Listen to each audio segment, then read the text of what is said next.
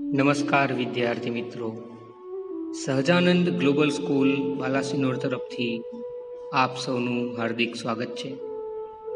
આજે આપણે ધોરણ 9 ગુજરાતી વિષયની અંદર એક કાવ્ય ભણીશું જેનું નામ છે કામ કરે ઈ જીતે. પ્રસ્તુત કાવ્યના કવિ છે નાથાલાલ દવે. તેમનું જીવન જોઈએ તો જન્મ 3/6/1912 રોજ થયો હતો, તેમજ મૃત્યુ 25/12/1993 રોજ થયું હતું.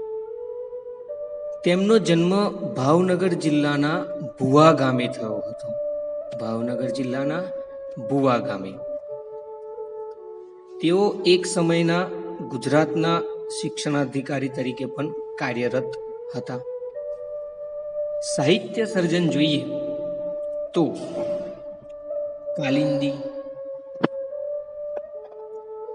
જાહ્નવી, અનુરાગ, પિયાબીન, ઉપદ્રવ, મહેનતના ગીત, ભૂદાન યજ્ઞ, સોનાવરની સીમ, હાલો ભેરુ ગામડે, મુખવાસ વગેરે તેમના કાવ્ય સંગ્રહો છે.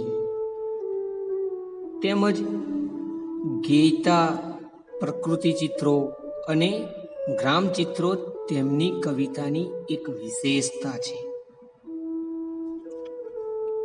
પ્રસ્તુત કાવ્ય કામ કરે ઈ જીતે એ માનવીય પરિશ્રમનું ગૌરવ કરતું જાણીતું ગીત સ્વરૂપનું એક કાવ્ય છે.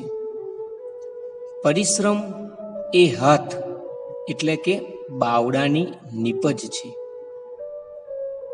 જે પરિશ્રમ કરે છે એ જીતે છે અને દેશ તથા દુનિયાને બદલી જાણે છે. કવિએ મહેનત સાથે હૈયાના ખમીરની અને સામૂહિક પુરુષાર્થની વાત કરીને સ્વનિર્ભરતા અને સ્વમાનની રખેવાળી કરવાનું સૂચવ્યું છે. તળપદી ભાષામાં કવિએ શ્રમની પવિત્રતા પ્રગટ કરી છે. કાવ્ય જોઈએ. કામ કરે ઈ જીતે રે માલમ, કામ કરે ઈ જીતે. કામ કરે એ જીતે રે માલમ. માલમ અર્થાત કે વાહનને દોરનાર, વાહન હંકારનાર, વાહનમાંનો હિસાબ રાખનાર. અહીં કવિએ શબ્દ પ્રયોગ કયા અર્થમાં કર્યો છે? તો કે દેશને દિશા આપનાર. કયા અર્થમાં? દેશને દિશા આપનાર. અર્થાત કે જે કામ કરે છે, જે મહેનત કરે છે એ જ જીતે. માલમ, જે કામ કરશે એને જ સફળતા પ્રાપ્ત થશે. કહેવાય છે કે સિદ્ધિ તેને જયવરે, જે પરસેવે નહાય. આગળની પંક્તિ છે. આવડો મોટો મલક આપણો, બદલે બીજી કઈ રીતે? રે માલમ, કામ કરે એ જીતે. કહે છે કે આવડો મોટો મલક, મલક એટલે દેશ, મલક એટલે દેશ, કે આટલો મોટો આપણો દેશ, 100 કરોડથી પણ વધુ આબાદી ધરાવતો આ દેશ બીજી કઈ રીતે બદલાશે? અર્થાત કે કઈ રીતે વિકાસ પામશે, ડેવલપ થશે, સફળતાના શિખરો કઈ રીતે સર કરશું, કેવી રીતે આપણે વિશ્વની સાથે કદમથી કદમ મિલાવીશું. એટલે પુરુષાર્થ એ જ ઉત્તમ ઉપાય છે. પુરુષાર્થ, અથાગ મહેનત, અથાગ પુરુષાર્થ કરશું તો જ જીત મળશે, તો જ સફળતા મળશે અને તો જ આપણો દેશ બદલાશે, અર્થાત કે વિકાસ પામશે. આગળની પંક્તિ છે. ખેતર ખેડીને કરો સીમ સોહામણી, બાંધો રે નદીયુના નીર. ખેતર ખેડીને કરો સીમ સોહામણી, સીમ અર્થાત કે ગામની સીમા, સીમ અર્થાત કે ગામની સીમા, સોહામણી એટલે કે સુંદર, એટલે કે ખેતર ખેડીને ગામની સીમને સુંદર બનાવો. બાંધો રે નદીઓના નીર, નદીઓના નીર પર બંધ બાંધો. ખેતર ખેડીને ગામની સીમને સુંદર બનાવી અર્થાત કે પુરુષાર્થ કરો કે જેથી અનાજ ઉગે અને જીવનમાં જરૂરી એ અનાજ આપણને મળી રહે અને એના કારણે ઉગતા વૃક્ષો, ફૂલ છોડ, લીલોતરી, એ લીલોતરીના લીધે પ્રકૃતિ ચારેકોર ખીલી ઉઠે. એટલે કવિ કહે છે કે ખેતર ખેડીને કરો સીમ સોહામણી, ખેતર ખેડીને ગામની સીમને સુંદર બનાવો. નદીઓ પર, નદીઓના પાણી પર બંધ બાંધો, એટલે કે જરૂર પડે એ પાણીનો આપણે સંગ્રહ કરી શકીએ. આગળની પંક્તિ છે કે માગે છે દેશ આજ મહેનત મજિયારી, હૈયાના માગે ખમીર. આપણો દેશ આજે શું માગે છે? તો કે મહેનત. પણ એ કેવી મહેનત? મજિયારી. મજિયારી અર્થાત કે સહિયારી, મજિયારી અર્થાત સહિયારી. હૈયાના માગે ખમીર, ખમીર અર્થાત કે સામર્થ્ય, શક્તિ. કે ભાઈ આ દેશ આજે તેની પ્રજા પાસે શું માગે છે? તો મહેનત. પણ કેવી મહેનત? સહિયારી મહેનત. કોઈ એક વ્યક્તિથી દેશનો વિકાસ નથી થવાનો. સહિયારી મહેનત. આજે આપણા પ્રધાનમંત્રીએ એમ કહ્યું કે સ્વચ્છ ભારત અભિયાન ચલાવો, તો આખા દેશમાં પ્રધાનમંત્રી પોતે કઈ સફાઈ કરવા નહીં નીકળી શકે. આપણું ઘર આપણે સ્વચ્છ રાખવાનું છે. આપણું ફળિયું, આપણી સોસાયટી, આપણું ગામ જો આપણે સ્વચ્છ રાખીશું તો ઓટોમેટિકલી આખો દેશ સ્વચ્છ રહેવાનો જ છે. માત્ર બોર્ડર પર જઈને બંદૂક ચલાવવાથી જ દેશભક્તિ નથી થઈ શકતી. પોતાની આસપાસ ગંદકી ન રાખીને ઘરે રહીને સ્વચ્છતા રાખીએ એ પણ એક પ્રકારની દેશભક્તિ જ છે. એટલે કવિ કહે છે કે આજે મહેનત તો જરૂરી જ છે, પણ દેશના વિકાસ માટે ભેગા થઈને આપણે કામ કરવાનું છે. સહિયારી મહેનત કરવાની છે, તો જ આપણો દેશ આગળ આવશે. પણ એ માટે જરૂરી શું છે? હૈયાનું ખમીર, હૈયાનું સામર્થ્ય. મનમાં એક ચળ હોવી જોઈએ કે દેશ માટે કંઈક કરવું. બરાબર? દેશ માટે કંઈક કરી છૂટવાની, કંઈક ત્યાગવાની એક ખમીર હોવું જોઈએ, એક ભાવના હોવી જોઈએ. તો જ આપણો દેશ બધાની સહિયારી મહેનતથી આગળ વધશે. એટલે કવિ કહે છે કે ખેતર ખેડીને કરો સીમ સોહામણી, બાંધો રે નદીઓના નીર, માગે છે દેશ આજ મહેનત મજિયારી, હૈયાના માગે ખમીર. કે ખેતર ખેડીને ગામની સીમને સુંદર બનાવો, નદીઓ ઉપર, નદીઓના પાણી પર બંધ બાંધો. આજે દેશ તેની પ્રજા પાસે એક સહિયારી મહેનત માગે છે અને સાથે હૈયાનું ખમીર પણ માગે છે. આગળ જોઈએ. લિયો ત્રિકમ ભાઈ લિયો કોદાળીને, ઘર ઘર ગુંજો ચરખે. ત્રિકમ એટલે કે તિકમ, જ્યાં જમીન ખોદવાનું એક ઓજાર. ગામડાના લોકો, ખેતી સાથે જોડાયેલા લોકો સરળતાથી સમજી શકશે કે જમીન ખોદવાનું એક અણીદાર, બંને બાજુ અણી હોય ને વચ્ચેથી એક લાકડાનો દસ્તો હોય, હાથો, કે જેના આધારે આપણે એનો ઉપયોગ કરતા હોઈએ છીએ. કે લિયો ત્રિકમ, લિયો એટલે કે લો, ત્રિકમ લો ભાઈ, ત્રિકમ લો. અને લિયો કોદાળી, કોદાળી એટલે કે જમીન ખોદવાનું લાકડાના હાથા અને લોખંડના પાનાવાળું એક ઓજાર, જેમ પાવડો હોય છે એ જ પ્રકારનું હોય છે, પણ પાવડાનો જે લોખંડનો ભાગ પહોળો અને મોટો હોય છે, જ્યારે કોદાળીને એકદમ નાનો અને લંબચોરસ પ્રકારનો થોડોક હોય છે.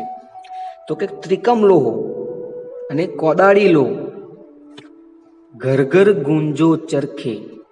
ઘર ઘર ચરખો ગુંજે. ઘેર ઘેર શું ગુંજે છે? ચરખો. ગુંજવું એટલે કે ગુંજારવ થવું, અને ચરખો એટલે કે સૂતર કાંતવાનું એક યંત્ર, રેંટિયો. ગાંધીજીના ઘણા ચિત્રો તમે જોયા હશે, ચરખો કાંતતા, રેંટિયો કાંતતા. એની અહીં વાત છે કે ભાઈ તિકમ લો, કોદાળી લો, ઘર ઘર ચરખો ગુંજવો જોઈએ. બાવડાના જોરે આ દુનિયા બદલવી, નજરું હોય ઈ નીરખે. બાવડાના જોરે આ દુનિયા બદલવી. બાવડાના, બાવડું એટલે કે કોણીથી ખભા સુધીની ભુજા, બાહુ પણ કહીએ આપણે એને. કોણીથી ખભા સુધીનું જે ભાગ છે હાથનો તે બાહુ અથવા તો ભુજા પણ આપણે કહીએ છીએ. બાવડાના જોરે એટલે કે બાવડાના બળે આ દુનિયા બદલવી, નજરું હોય એ નીરખે. અર્થાત કે બાવડાના બળે આ દુનિયાને બદલવી છે. બાવડાના જોરે આ વિશ્વને, આ જગતને બદલવું છે. નજરું હોય એ નીરખે.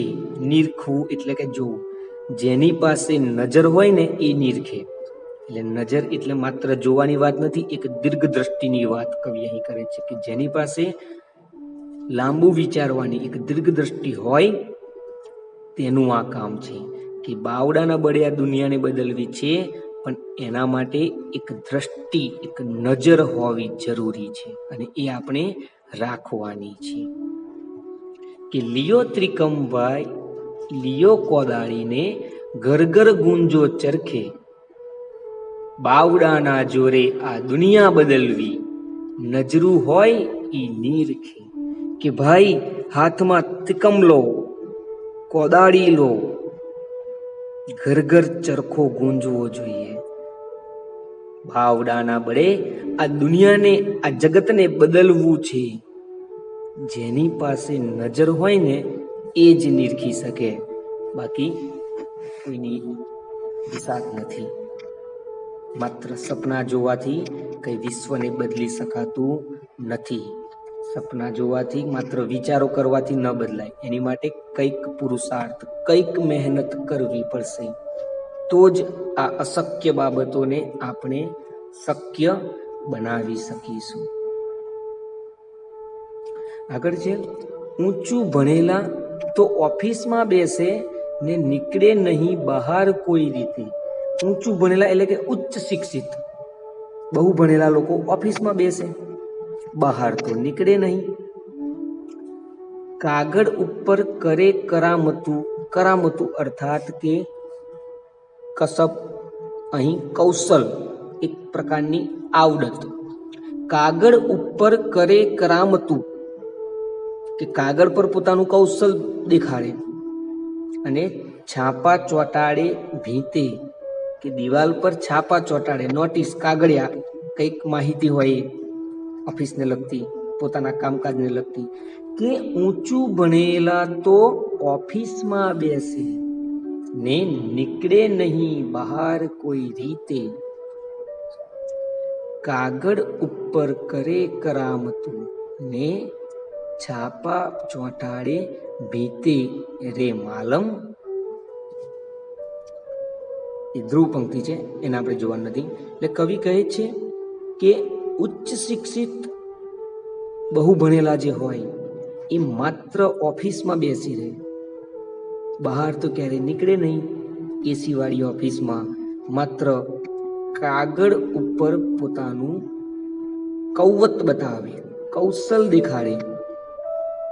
તમને ખબર છે કે આજે પણ આપણે કોઈ મામલતદાર કચેરી કે કલેક્ટર કચેરી કે પંચાયત, જિલ્લા પંચાયત, તાલુકા પંચાયતમાં આપણે કોઈ કામ માટે જઈએ તો કેટલા કાગળિયા માંગતા હોય છે ને કેટલા ધક્કા થતા હોય છે.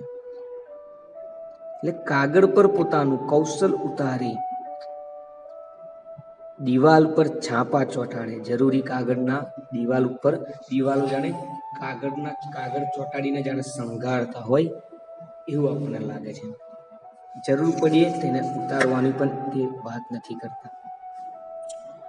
આગળ જોઈએ કાવ્ય. હાલો રે ખેતરને હાલો રે વાડીએ, વેડા અમોલી આવી તે. હાલો હાલો એટલે ચાલો. ખેતર ને હાલો રે વાડી.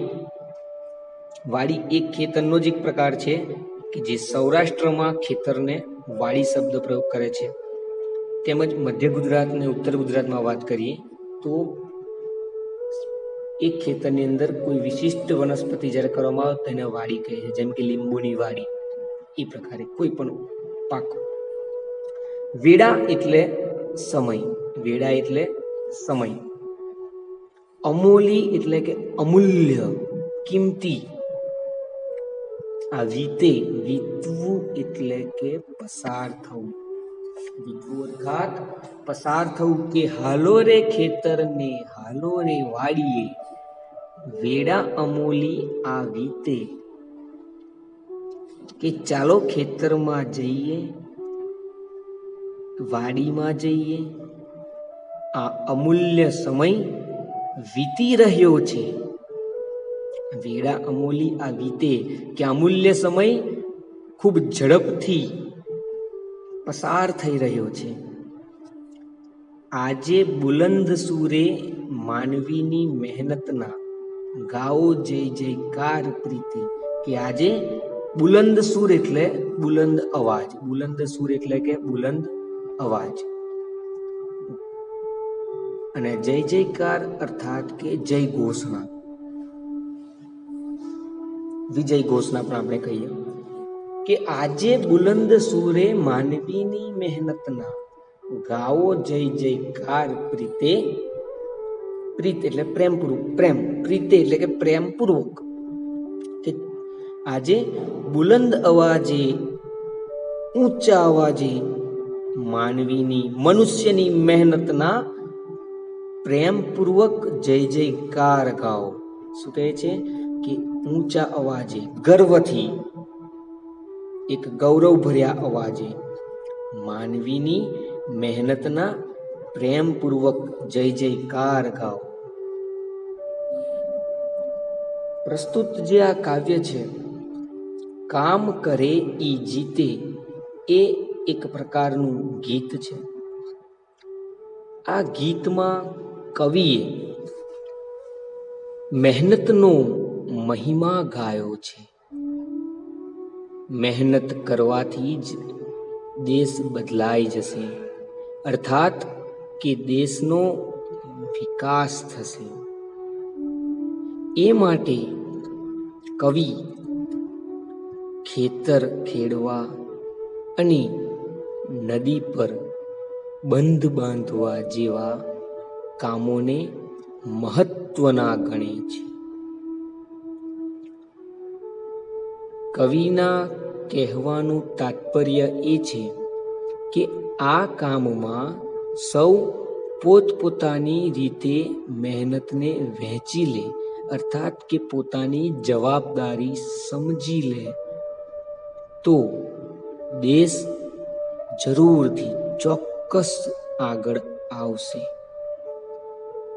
આથી કવિ સૌને ખેતર અને વાડીએ જઈ મહેનત કરવાની એક હાકલ કરે છે, હોકારો કરે છે. ગીતના આરંભમાં જ કવિ કહે છે કે જે કામ કરે એ જ જીતે. અને અંતમાં તમે જુઓ, કવિએ એ જ ભાવને કંઈક અલગ રીતે દોહરાવ્યું છે કે માનવીની મહેનતનો જ જય જયકાર કરે છે. સૌ બધા જ લોકો માનવીની મહેનતનો જ જય જયકાર કરે છે. પ્રસ્તુત કાવ્ય ના પ્રશ્નો તરફ આપણે આગળ વધીએ તો સ્વાધ્યાયમાં પહેલો પ્રશ્ન છે કે સાચો વિકલ્પ પસંદ કરી ખરાની નિશાની કરો. પહેલું છે, આપણો દેશ આપણી પાસે શું માગી રહ્યો છે? સહિયારી મહેનતનું બળ, મહેનત વગરનું જીવન, માત્ર ઊંચું ભણેલા લોકો કે માત્ર કાગળ ઉપરનું કાર્ય? તો સાચો જવાબ રહેશે સહિયારી મહેનતનું બળ.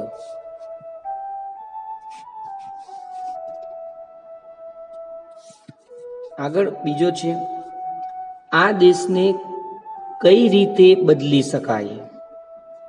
નદીઓના નીર બાંધીને, ખેતરોમાં મબલક પાકનું ઉત્પાદન કરીને, નદીઓના નીરને વહેતા કરીને, કે ડી એ અને બી બંને રીતે?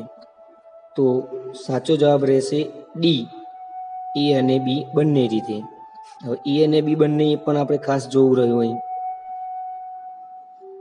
કે નદીઓના નીર બાંધીને અને ખેતરોમાં મબલક પાકનું ઉત્પાદન કરીને. ઓકે, ત્રીજો પ્રશ્ન જોઈએ કે દુનિયાને કઈ રીતે બદલી શકાય? દુનિયાને, દેશને તો નદીઓના નીર બાંધીને અને ખેતરોમાં મબલક પાકનું ઉત્પાદન કરીને. પણ અહીં પ્રશ્ન છે, દુનિયાને કઈ રીતે બદલી શકાય? તો કે ખૂબ જ મહેનત કરીને, કામ કર્યા વગર, આરામ કરીને, કે છાપાને ભીત પર ચોંટાડીને? તો સાચો જવાબ રહેશે એ, ખૂબ જ મહેનત કરીને. ઓકે,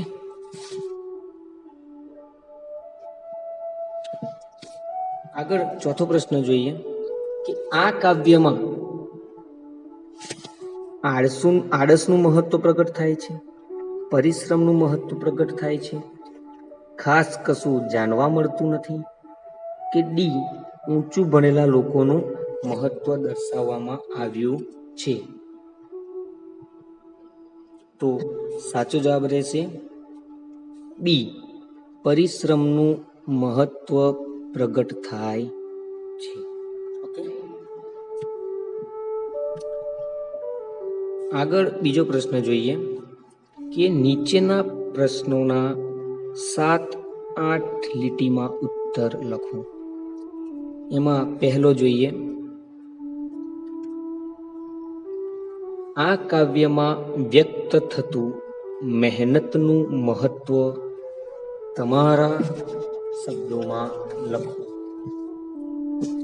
તો જવાબ જોઈએ કે કામ કરે ઈ જીતે કાવ્યમાં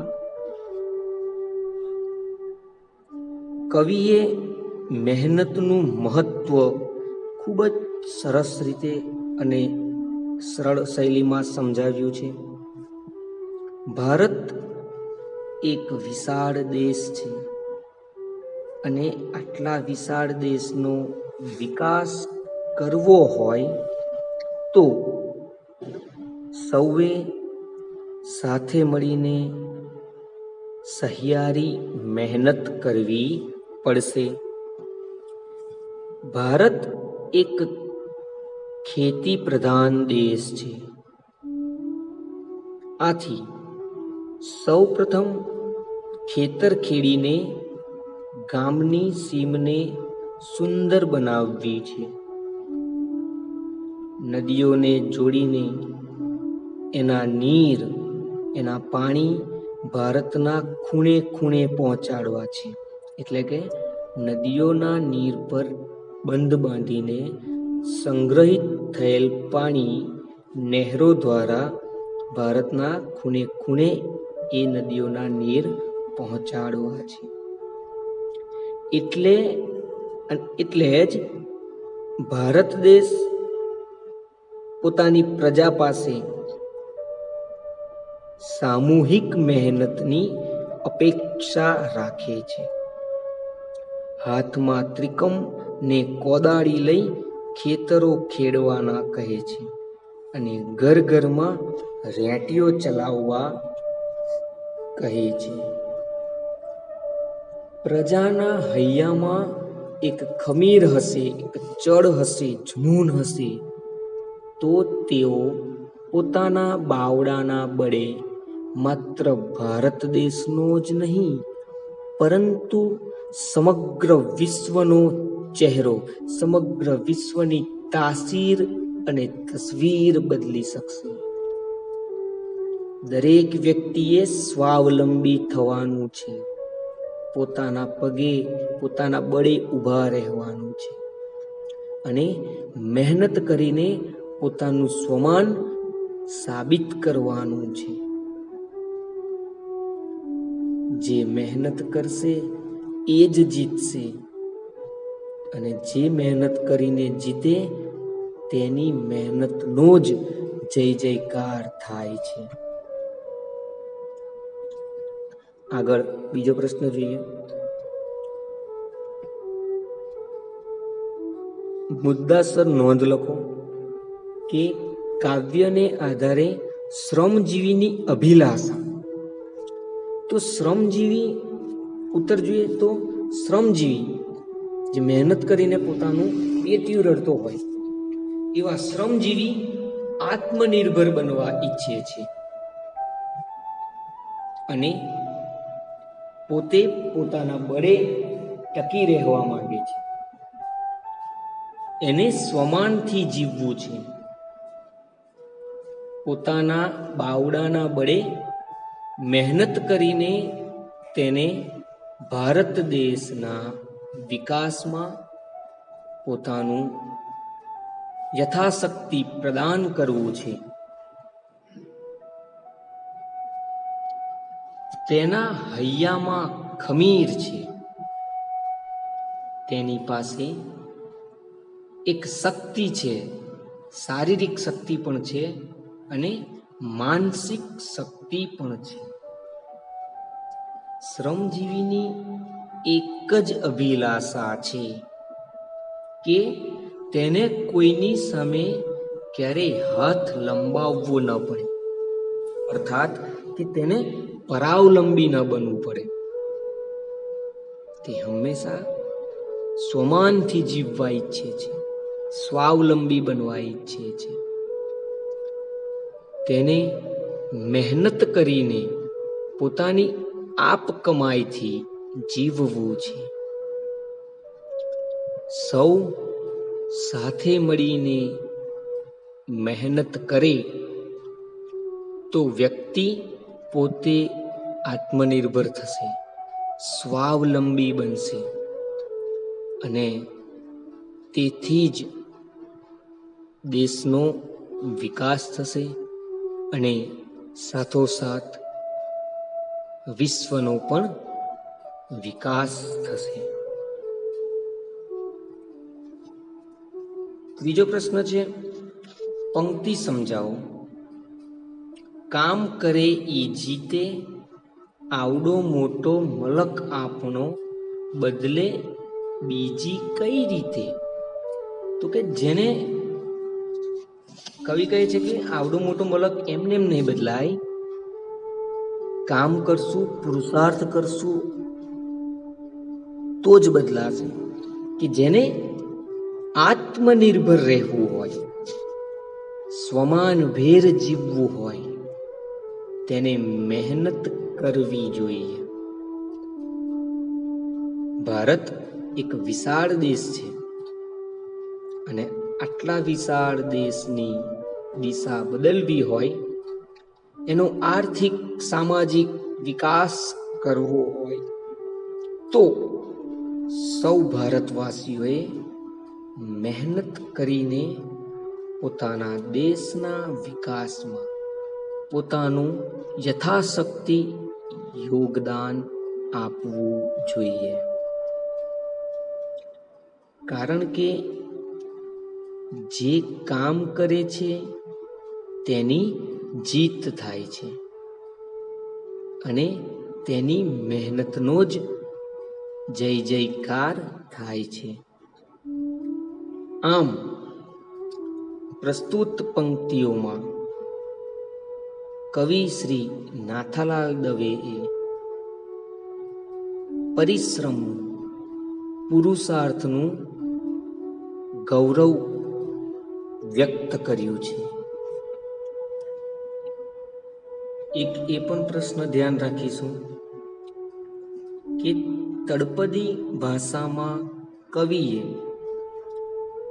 શેની પવિત્રતા દર્શાવી છે?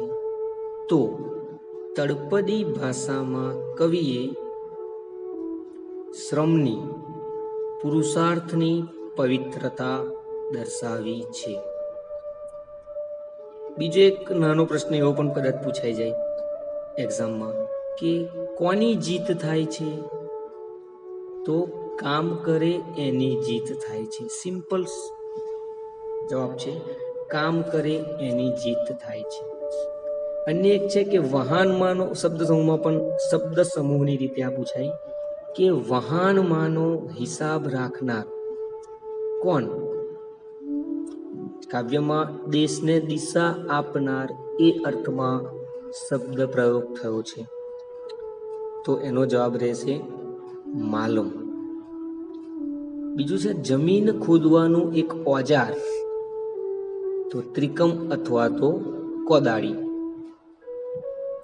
સૂતર કાતવાનું યંત્ર સાધન, તો ચરખો કે પછી રેંટિયો લખો, બંને એક જ છે.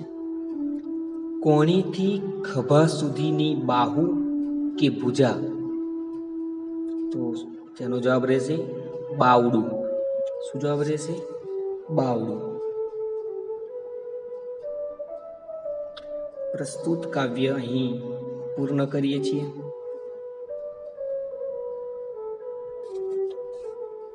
આશા રાખું છું કે મારા બનતા પ્રયત્નોથી તમને આ કાવ્ય સમજાયું હશે.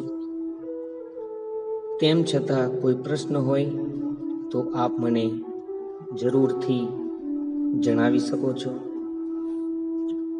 અત્રે આ વિડીયો અહીં પૂર્ણ કરીએ છીએ. અસ્તુ.